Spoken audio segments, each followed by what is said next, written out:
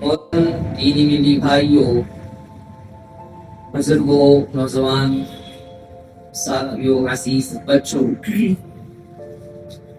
میں پہلی بار نہیں کئی دفعہ آپ کے یہاں آیا ہوں اور الحمدللہ آپ لوگوں کی شوق اور جذبے کو میں سلام کرتا ہوں کہ آپ لوگ بڑی محنت اور کاوش و جدوجہد کرتے ہیں، لوگوں کو دین سے جوڑنے کی کوشش کرتے ہیں۔ یہ بہت ہی عظیم ترین عمل ہے جو پیارے محبوب علیہ الصلوۃ والتسلیم کے نبوت کا ایک مشن ہے، یعنی انبیائی مشن دعوت و تبلیغ کو کہا جاتا ہے۔ تو آج کے وقت میں اس پرفتن دور میں کرنا ہمارے لیے بہت ضروری ہے، کیونکہ دین کو آگے اگر ہم بڑھانا چاہیں گے تو سب سے پہلے ہمیں دین کو سیکھنا پڑے گا، اور جب تک ہمارے اندر علم دین نہیں ہو تو ہم دین کی باتیں کر بھی نہیں سکتے ہیں۔ لیکن جہاں اتنے سارے وسائل ہیں، اتنی ساری چیزیں ہیں، اللہ کی ساری نعمتیں ہیں، ان تمام چیزوں کے ہوتے ہوئے ہم نے رب کی جو نعمتیں ہیں ان کی ناشکری کی، ہم نے اپنی بدقسمتی کا ثبوت خود سے دیا۔ اگر یوں کہیں کہ یہ امت مسلمہ ایسی امت ہے جو خوش قسمت بھی ہے اور بدقسمت ہے تو غلط نہیں ہوگا۔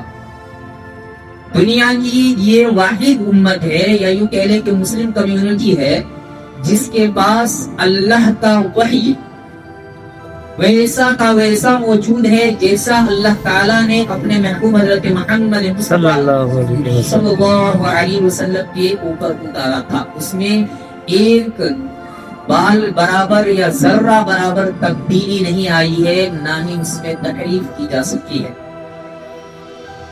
اس کتاب ہدایت کو پانے کے بعد وہاں کے بندھو، دیہاتی، عالمی، ہر طرح کے گناہ میں ملوث لوگوں نے جب اس کتاب کو تھاما، سینے سے لگایا، اس کتاب کے اوپر عمل کیا، تو وہ قوم عروج کو پہنچا، وہ مقام حاصل کیا جس مقام کو دوسرے لوگ نہیں پہنچ سکے۔ لیکن وجہ کیا تھی؟ کتاب اللہ کو سمجھنا، اس کو پڑھنا تھا۔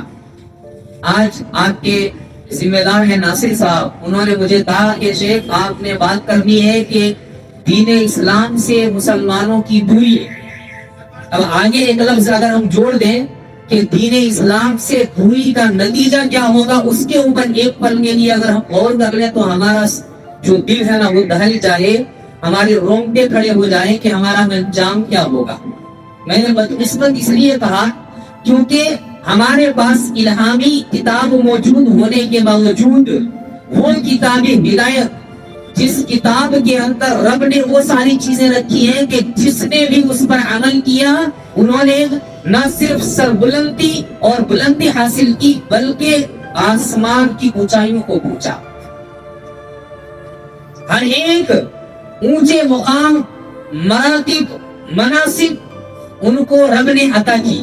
لیکن جب مسلمانوں نے، کلمہ پڑھنے والے لوگوں نے اس کتاب کو پس پشت ڈالا، بالائے طاق ڈالا، اس پر عمل کو چھوڑا، تو یہی قوم عروج سے سیدھے زوال کو پہنچ گیا، بلندی سے گمراہی کے دلدل میں اتر گیا اور آخری دہانے تک کو پہنچ گیا۔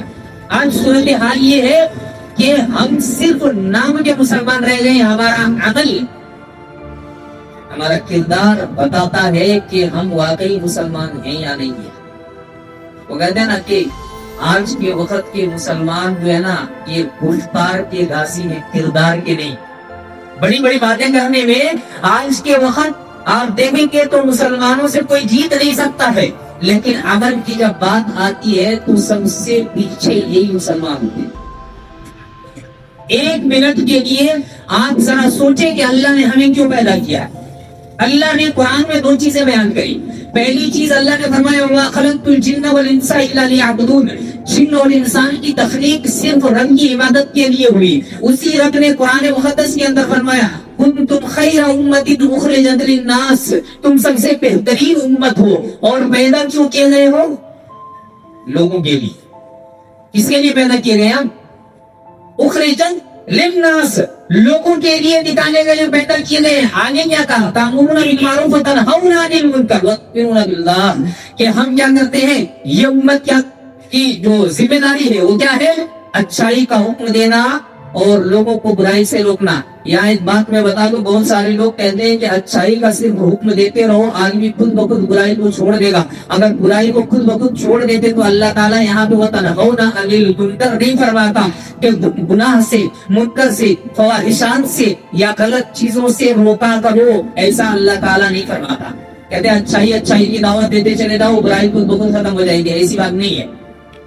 अच्छाई की दावत देने के साथ साथ आपको बुराई से रोकना है, सामने वाले को बताना है कि ये गलत है, ये खिलाफ शरीयत उमूर है, ये गुनाह के काम है, ये वो काम है जिससे रब की नाराजगी और गजब मोल लेने वाला काम है, ये बताना पड़ेगा। आज के वतन में ये चीजें कम होती हैं, लोग देखते हैं कि हम सही हैं, हमारा ये नजरिया बना है, हम इस ख्याल को अपने जहन और दिमाग में पाले हुए हैं कि हम सही हैं, सब सही है। अगर यही नजरिया, यही ख्याल सहाबा इकराम के रिज़वानुल्लाहि अलैहिम अजमाइन लिए होते तो शायद आज हम तक ये दीन की बातें नहीं पहुंची। हमारा तो पैदा नहीं हुआ ना,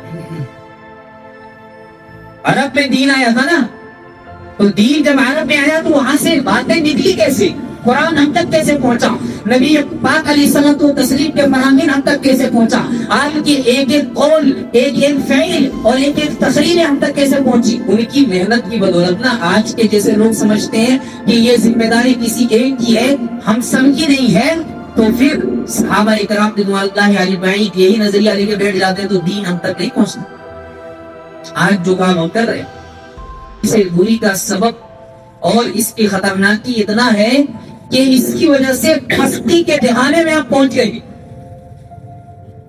अल्लाह ने वादा किया कि जो मेरे दीन के लिए कुर्बानियां देगा मैं उसको सरबलंद कर दूंगा। और सहाबा इकराम की जिंदगियों को देख लीजिए, जो गुरूने ऊला के लोग थे उनको लोग जानते नहीं, पहचानते नहीं, लेकिन मकाम और मर्तबा उनको वो मिला जो बाद के लोग कभी हासिल नहीं कर सकते हैं। बल्कि उन्हीं लोगों के बारे में रब ने कुरान में कहा, फ़इन आमनू बिमिस्लि मा आमनतुम बिही फ़क़द इहतदौ, उनके जैसा ईमान लाओगे, उनके जैसा अमल करोगे, उनके जैसा मोहब्बत रसूल पेश करोगे, तभी जाके हिदायत का और कामयाबी तुम्हें हासिल होगी। हिदायत कब पा सकते हो? सहाबा जैसा अमल करने से, सहाबा जैसा ईमान लाने से। हम उनके जैसा तो नहीं हो सकते हैं, लेकिन उनके तरीके को अपना तो सकते हैं। लेकिन यहाँ पे मामला उल्टा है। मामला ये है कि वो सहाबा इकराम रिज़वानुल्लाहि अलैहिम जिनकी कुर्बानियों को हमने कुरान में बयान करके फरमाया हो गई अल्लाह अन्हु, आज के इस गए गुजरे दौर में कुर्सियों पर बैठ करके, स्टेजों से बैठ करके सहाबा इकराम रिज़वानुल्लाहि अलैहिम को क्या करते हैं, गालियां देते हैं, उनको बुरा भला कहते हैं और उनकी इज्जत चाहते हैं। हम उनके पैर के धूल के बराबर नहीं है। अगर ये कहें कि उन्हीं की काविश और मेहनत और जिद्दोजहद की बदौलत आज हम मुसलमान हैं तो ये गलत नहीं होगा, क्योंकि उन्होंने नबी करीम सल्लल्लाहु अलैहि वसल्लम की तालीमात को अपने तक महदूद न रख के पूरी दुनिया तक पहुंचाया। आज हम दीन तालीम से दूर है। वो किताबे हिदायत जिस किताब के बारे में रब्बुल आलमीन ने फरमाया हुदल लिन्नास, लोगों की हिदायत के लिए किताब उतारी गई है, आज हम उस किताब हिदायत को क्या किए, एक अच्छा सा गिलाम चढ़ा करके घर के किसी कोने में रख दिए। उस किताब को पढ़ने की तौफीक नहीं है, उस किताब को समझने की हमें तौफीक नहीं मिलती है। नबी करीम सल्लल्लाहु अलैहि वसल्लम की तशरीहात, आपकी अहादीस हमें पढ़ने का मौका नहीं मिलता है, लेकिन हमें इस बात का अफसोस नहीं है, बल्कि हम उन तरीकों को अपनाए हुए हैं जिन तरीकों को अपनाने से सख्ती से मना किया गया था। आज हम समझते हैं कि उन्हीं तरीके से कामयाबी हासिल कर सकते हैं, उन्हीं तरीके से दीन और दुनिया में नाम कमा सकते हैं। लेकिन मेरे भाई, मेरे दोस्त, इस बात को याद रखना, गैरों के तरीकों से आप ना सर बुलंद हो सकते हैं, ना बुलंदी हासिल कर सकते हैं। आपको अगर बुलंदी हासिल करनी है तो आपको दीन इस्लाम के मुताबिक ही चलना पड़ेगा, किताबुल्लाह को अमली जिंदगी में लाना पड़ेगा। नहीं तो क़यामत के दिन कहीं अल्लाह के रसूल हज़रत मोहम्मद मुस्तफा सल्लल्लाहु अलैहि वसल्लम अपने रब के सामने ये इस्तिग़ासा दायर ना कर दें, वक़ाल रसूल या रब्बी, कि मेरे रब, میری امت نے کیا کیا تھا؟ قرآن کو چھوڑ دیا، قرآن کو چھوڑ دیا تھا۔ قرآن کے چھوڑنے کا مطلب یہ نہیں کہ قرآن کا انکار کر دے یا احادیث کا انکار کر دے، بلکہ قرآن چھوڑنے کا مطلب یہ ہے کہ اس کو عمل میں نہ لائیں، اس کے مطابق عمل نہ کریں، یہ بھی چھوڑنا ہی ہے۔ قرآن کو آج ہم نے چھوڑ دیا ہے۔ ہماری مثال کیسی ہے جانتے ہیں؟ اس بندے کی طرح ہے جس بندے کو ڈاکٹر نے کوئی علاج تجویز کر کے کچھ پرچی میں لکھ کے دے دیا کہ فلانے فلانی دوائی فلانے وقت میں لے لینا، وہ آدمی نہ دوائی خریدتا نہ گولی لیتا، اس پرچی کو جیب میں ڈال کر کے چاروں طرف گھوم رہا ہے اور وہ کہہ رہا ہے کہ اس پرچی کی وجہ سے ہمیں شفا مل جائے گی۔ آج ہماری صورتحال بالکل یہ صحیح ہے۔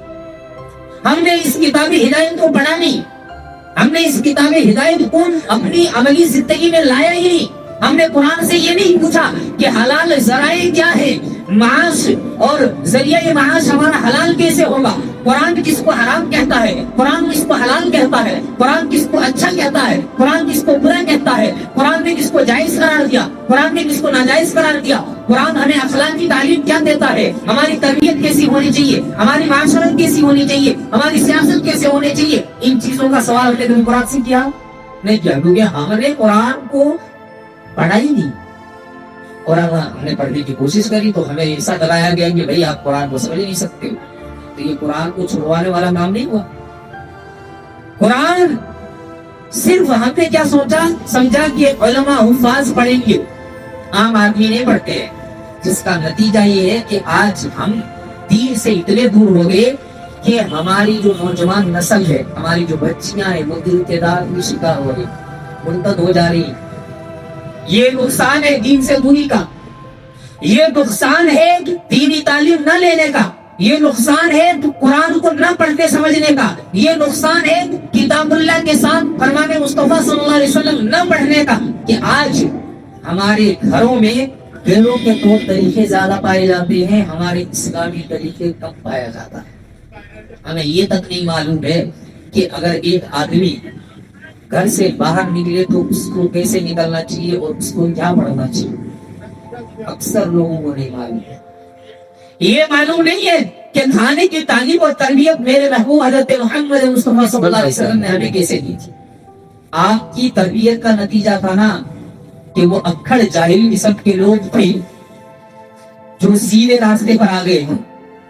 تربیت کس نے دی تھی؟ محمد مصطفیٰ صلی اللہ علیہ وسلم نے، اور وہ تربیت آج بھی موجود ہے احادیث کی شکل میں۔ آج ہمیں پڑھنے کی ضرورت ہے۔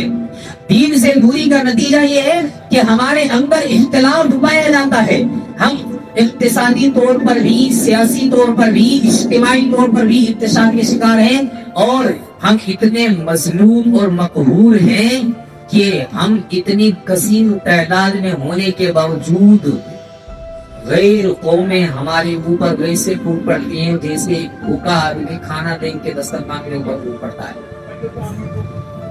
اس کا ذمہ دار ہم خود ہیں۔ ہم نے کبھی قرآن سے پوچھا نہیں، ہم نے دین کی تعلیم لینے کی کوشش نہیں کی، ہم نے یہ جاننے کی کوشش نہیں کی کہ پیارے محبوب صلی اللہ علیہ وسلم نے جو اتنی محنت کیے، یہ جو تعلیم دیے، آپ کے شاگردوں نے زندگیاں قربان کر دی، اس قربانی کے بدلے میں ان کو کیا ملا، ہم نے اس کے بارے میں کبھی غور و فکر نہیں کیا۔ ہمیں کامیابی چاہیے، کامیاب ہر کس کو چاہیے، یہ کوئی نئی بات نہیں ہے، لیکن اصل کامیابی کیا ہے؟ آپ کا بینک بیلنس اچھا ہو، 2-4 کاریں اور گاڑیاں ہو، بنگلے ہو، تھوڑی بہت سستی عزت اور شہرت مل جائے، اس کو ہم کامیابی سمجھتے ہیں۔ یہ کامیابی نہیں ہے، یہ وہ وہم ہے، یا یوں کہہ لیں کہ یہ وہ دھوکہ ہے جو شیطان ہمیں دے رہا ہو۔ اصل کامیابی کیا ہے؟ فمن زحزح عن النار وادخل الجنہ فقد فاز۔ اصل کامیابی یہ ہے کہ آدمی جہنم سے بچا لیا جائے اور جنت میں داخل کر دیا جائے، یہی سب سے بڑی کامیابی۔ اصل کامیابی تو یہی ہے۔ 1 منٹ کے لیے سوچ کے دیکھیے کہ ہم مسلمان گھرانے میں پیدا ہوئے ہیں، ہمارا ایک عمل بھی مسلمانوں والا عمل ہے کیا؟ پیارے محبوب علیہ الصلوۃ والتسلیم کی جو تعلیم ہے، اس تعلیم کے مطابق ہم عمل کرتے ہیں کیا؟ ایک پل کے لیے اپنے غریبان میں جھانک کے دیکھو، اندازہ ہو جائے گا کہ بھئی ہم مسلمان صرف نام پہ ہیں، ہمارا عمل اسلام کے خلاف ہی ہے، جس کا نتیجہ یہ ہے کہ آج ہم دین سے دور ہو گئے، جس کا نتیجہ یہ ہے کہ آج ہم نے حلال و حرام کے درمیان جو امتیاز اور فرق تھا اس کو ہم نے کھو لیا۔ آج ہماری ایک ہی جو ہے سوچ ہے کہ جہاں سے آ رہا ہے جیسے آ رہا ہے بس لپیٹ لو سمیٹ لو والا معاملہ ہے، نہ ہی ہم حلال کا نہ ہی حرام کا کوئی فکر کرتے ہیں، نہ ہی ہمیں اس کے لیے کوئی جستجو ہے اور نہ ہی کوئی محنت ہے۔ حلال کے لیے ہمارے اسلاف نے کتنی زیادہ کوششیں کی اور ان کی یہ کوشش ہوتی تھی کہ حرام کا ایک دانہ ہمارے پیٹ میں نہ جائے۔ واقعی سنے ہوں گے حضرت ابوبکر صدیق رضی اللہ تعالیٰ عنہ کے غلام نے ان کو کوئی ایسی میٹھی چیز کھلا دی تھی جس میٹھی چیز کو دینے والے نے اسے کیوں دیا تھا، کیونکہ انہوں نے ان کو کیا بتایا تھا، بھوشیہ کی باتیں۔ یعنی جب وہ مسلمان نہیں ہوئے تھے تو کسی آدمی نے ان سے پوچھا، پریشان تھے کہ بھئی ایسا ایسا معاملہ ہے کیا کریں، تو انہوں نے کہا کہ ایسا ایسا کر لو آپ کا معاملہ درست ہو جائے گا۔ بعد میں ملاقات ہوئی جب تک یہ مسلمان ہو چکے تھے اور بعد میں انہوں نے ان کا کام بنا اور خوش ہو کر کے واقعہ تو بہت بار سنے ہوں گے۔ ابوبکر صدیق رضی اللہ تعالیٰ عنہ نے کھا لیا، پوچھا کہ مالک ہم نے تو پوچھا ہی نہیں میں نے کہاں سے لایا، کہا کہ بتاؤ کہاں سے لایا، کہا کہ اس طریقے سے میں نے وہ نجومت والے معاملہ ہے نا نجومی والا وہ کیا تھا اور وہ گرا تھا انہوں نے دیا، انہوں نے حلق میں انگلی ڈال کر کے اس چیز کو باہر نکال دیا تھا۔ آج کا مسلمان حرام کھا کر کے ڈکار تک نہیں لیتا ہے اور ایسے آدمی کا یہ دعویٰ ہے کہ ہم ہی سچے مسلمان ہیں، ہم ہی پکے مسلمان ہیں۔ آپ قرآن کو پڑھتے جائیں گے چیزیں آپ کو معلوم ہوتی رہے گی۔ قرآن میں رب نے کہا ان الصلاۃ تنہی عن الفحشاء والمنکر، بے شک نماز بے حیائی سے برائی سے روکتی ہے۔ ایک آدمی نماز پڑھ کر کے اگر منکرات کو نہیں چھوڑ رہا ہے، بے حیائی سے نہیں بچ پا رہا ہے، غلط کاموں سے پرہیز نہیں کر پا رہا ہے، تو اس کا مطلب یہ نہیں ہے کہ وہ آدمی نماز نہیں پڑھتا ہے، نماز پڑھ رہا ہے لیکن نماز سنت کے مطابق نہیں پڑھ رہا، جس طریقے سے پڑھنا چاہیے اس طریقے سے نہیں پڑھ رہا، جو خود نماز میں ہونی چاہیے وہ نہیں ہو رہی ہے، جس کا نتیجہ یہ ہے کہ نماز ہمارے اوپر وہ اثر نہیں چھوڑ پاتی ہے جو اثر حقیقی معنی میں ہونا چاہیے۔ آج کتنے ایسے ہمارے بھائی ہیں جو ہر طرح کے گناہ کے کام کرتے ہیں لیکن نماز نہیں پڑھتے۔ نماز کو اسے پڑھیں جیسے پیارے محبوب صلی اللہ علیہ وسلم پڑھتے تھے، صلو کما رأیتمونی اصلی، ویسے نماز پڑھو جیسے پیارے محبوب صلی اللہ علیہ وسلم نے پڑھا۔ وہ نماز پڑھیں گے دل کو سکون ملے گا، وہ نماز پڑھیں گے جس سے آپ کے اندر وہ اطمینان وہ سکون قلبی آپ کو حاصل ہوگی، جس سے حاصل کر کے آپ کو خوشی ملے گی اور آپ کو ایسا محسوس ہوگا کہ ہم نے واقعی اپنے رب کے لیے عبادت کی۔ دین سے دوری کے نتیجے بہت ہوئے ہیں۔ آپ قرآن کو جب پڑھیں گے تو کتنی ایسی امتیں آئی جو پہلے عروج میں تھی، بعد میں اپنے کرتوتوں کی وجہ سے زوال کو پہنچ گئی، چاہے وہ قوم عاد ہو، قوم ثمود ہو، قوم لوط ہو۔ قرآن پڑھتے ہیں، واقعات سنتے ہیں یا واقعات پڑھنے کی کبھی کوشش کیجئے کہ ان واقعات کے ذریعے سے رب العالمین نے ہمیں کیا سبق دیا ہے اور کیوں اتارا گیا ہے۔ اتارا اسی لیے گیا ہے کہ یہ قومیں بلندیوں میں تھی لیکن انہوں نے جو شریعت کو چھوڑا، انہوں نے اپنے نبی کی تعلیمات کو چھوڑا، انہوں نے دین سے دوری اختیار کر لی، انہوں نے منمانے طریقے سے جینے کی کوشش کی، انہوں نے خواہشات کی تکمیل کے لیے حرام و حلال کو چھوڑ دیا، انہوں نے خواہشات کی تکمیل کے لیے رب کی نافرمانی کی، شریعت کو پس پشت ڈالا، تو نتیجہ یہ نکلا کہ دنیا کے لیے یہ لوگ، بعد میں آنے والوں کے لیے یہ لوگ عبرت کا سامان بنا دیے گئے۔ اتنی بڑی بڑی قومیں ہوئی ہیں پاورفل، لیکن نتیجہ ہمارے سامنے ہے۔ قرآن کو کبھی پڑھ کے دیکھنا، وہ صورتحال جو تھی نا، آج مسلمانوں میں وہ چیز آ گئی بدقسمتی سے۔ آج ہمارے گھر میں قرآن ضرور ہوتا ہے لیکن قرآن کو ہم نے کس لیے رکھا ہوا ہے؟ یا تو برکت کے واسطے رکھا ہوا ہے یا جھاڑ پھونک کرنے کے لیے رکھا ہوا ہے۔ اس کے علاوہ قرآن کو کیا کرتے ہیں اور بہت بڑھا کر کرتے ہیں تو ہم تھوڑا روک تلاوت کر لیتے ہیں، اس کو سمجھنے کی کوشش نہیں کرتے۔ قرآن سمجھنے کے لیے اترا ہے اور اتارا گیا ہے۔ جس امت کے لیے اول روز ہی رب العالمین نے پہلی وحی جب نازل کری تھی تبھی تعلیم کی بات کی تھی، پڑھائی کی بات کی تھی نا۔ اکثر لوگوں کو معلوم ہوگا پہلی وحی کیا ہے؟ اقرأ باسم ربک الذی خلق. پڑھائی سے شروع ہوا ہے یہ سید محمدی. اور آج حالات یہ ہے کہ ہم دین سے اتنا دور ہے اور تعلیم سے اتنا دور ہے, تعلیمی پستی کی حال کو بیان بھی نہیں کیا جا سکتا.